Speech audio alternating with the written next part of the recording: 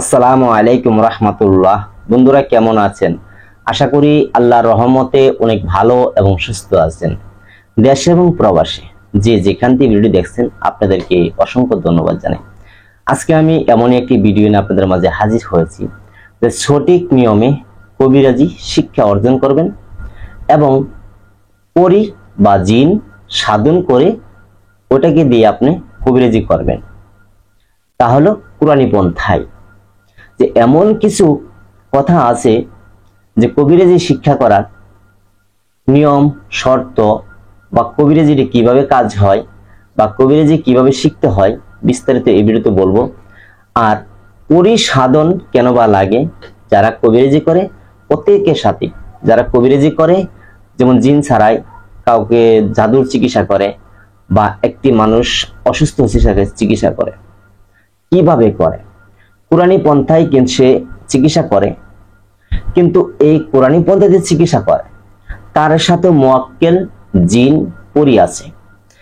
যতই কবিরাজ থাকুক, যার সাথে জিন মুয়াক্কেল না থাকবে, পরি না থাকবে, সে সঠিক নিয়মে কবিরাজি করতে পারবে না। এই সঠিক নিয়মে যে কবিরাজি করতে চায় অবশ্যই তার সাথে কোনো মুয়াক্কেল জিন্নাত পরি থাকতেই হবে। তা যদি না থাকে সে কবিরাজি কখনো করতে পারবে না। তো যাই হোক, এমনই কিছু গুরুত্বপূর্ণ আজকে কথা বলবো।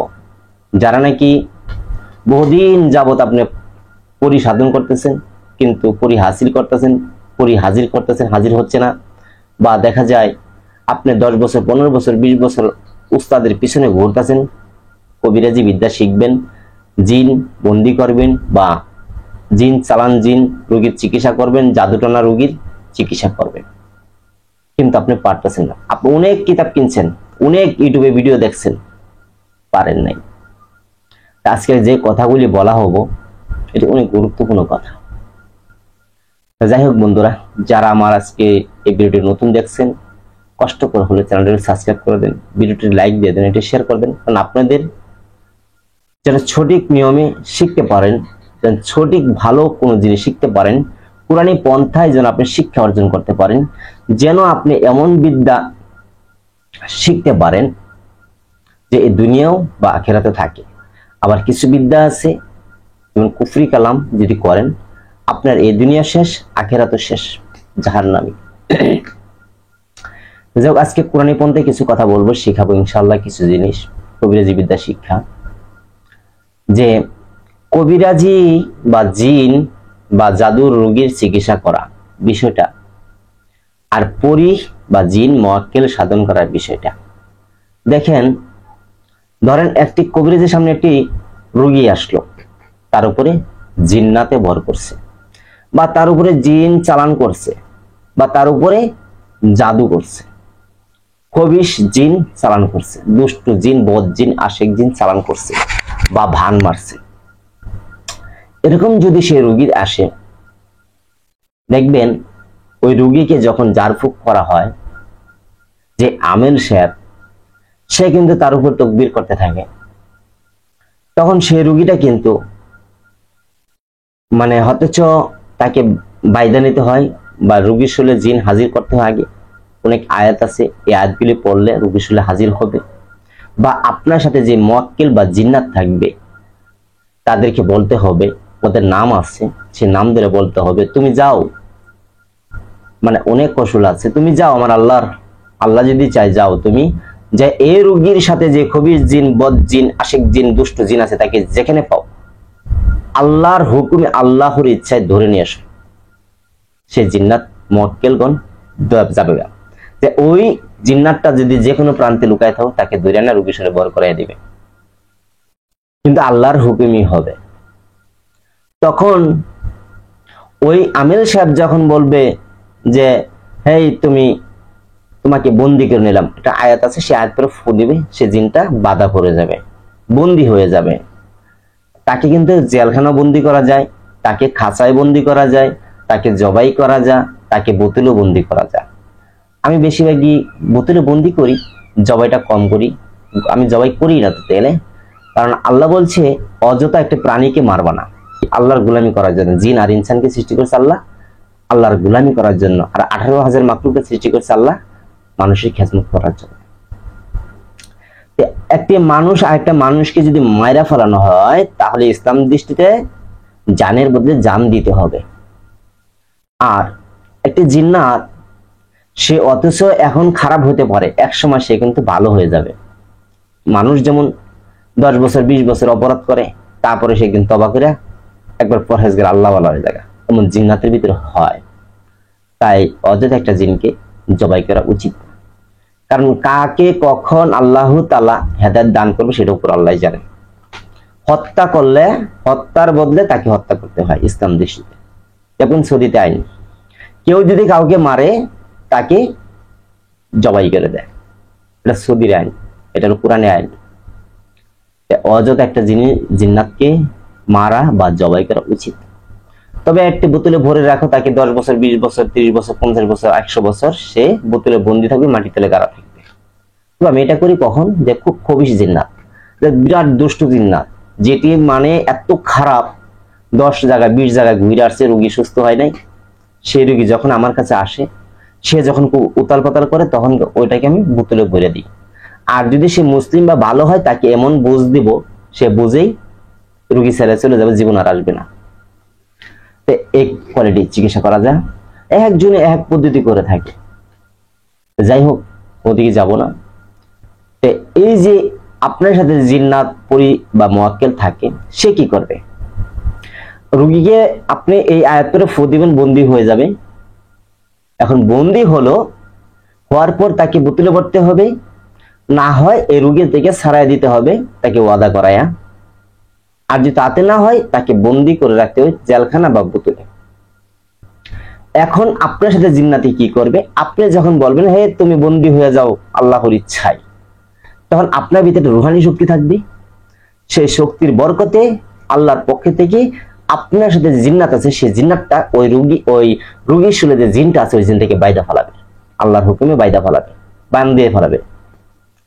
আবার যখন খাঁচায় বন্দি করবেন তখন আপনি আয়াতটা পরে যখন ফু দিবেন, আপনার যে রুহানি শক্তি আছে এর বরকতে ওই জিন্নাতটা একটি খাঁচার ভিতরে খবিশ জিন্নাতটাকে বন্দি করে দিবে, যেটা আপনার সাথে আছে, যে মুয়াক্কেলটা, এটাই আল্লাহর হুকুমে ওই খবিশ জিন্নাতটাকে খাঁচায় বন্দি করে দিবে। এই যে আপনার কথাগুলি বলার সাথে সাথে কাজটা হচ্ছে, এটা আপনার রুহানি শক্তির বরকতে হচ্ছে, আল্লাহর হুকুমে হচ্ছে।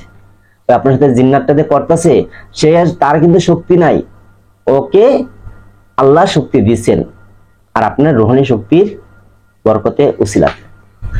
এইভাবে কিন্তু একটি রোগীর চিকিৎসা হয়ে থাকে বা চিকিৎসা করে থাকে।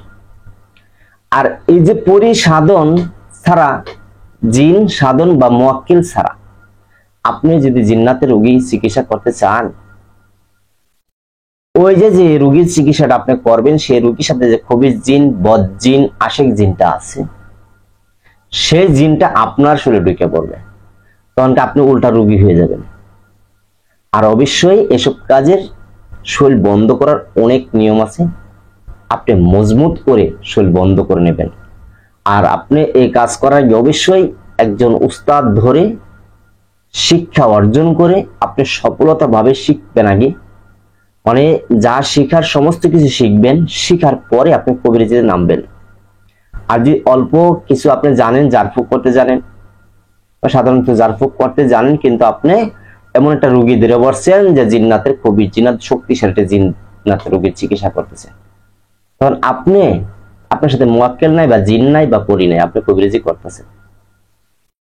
তখন ওই জিন্নাতটাই, যে খবিশ জিন্নাত, দুষ্ট জিন্নাতটাই আপনার শরীরে ঢুকে পড়বে। আর যদি ঢুকে পড়ে, আপনার চিকিৎসা কি করবে? এই জন্য বলবো, কবিরাজি যদি শিখতে চান, অবশ্যই আপনার আগে একজন পরি বা মুয়াক্কিল জিন্নাত সাধন করতে হবে, হাজির করতে হবে। তারপরে এগুলির শিক্ষার ধাপ আছে, অনেক ধাপ। মানে আপনাদেরকে ভিডিওতে 10 মিনিট 5 মিনিটের কথা বলে কখনো শেষ করা যাবে না। এগুলি অনেক ধাপ রয়েছে, অনেক নিয়ম রয়েছে, কিভাবে কাজ করে থাকে। তবে কিছু জিনিস যারা কামেল লোক ছিল আগে, বা তারা কিন্তু এটি রিসার্চ করতে করতে কি করে, কিছু বই পুস্তকে থাকে লেখা, বই পুস্তকে ধরেন যে লেখা আছে 50টা, আর মানুষের কিছু তৈরি আছে আরো 50টা। আমার উস্তাদ একটা কথা বলতো, কিছু জিনিস চিকিৎসা করার সময় প্র্যাকটিক্যাল নিজের মাথা থেকে তৈরি করবা।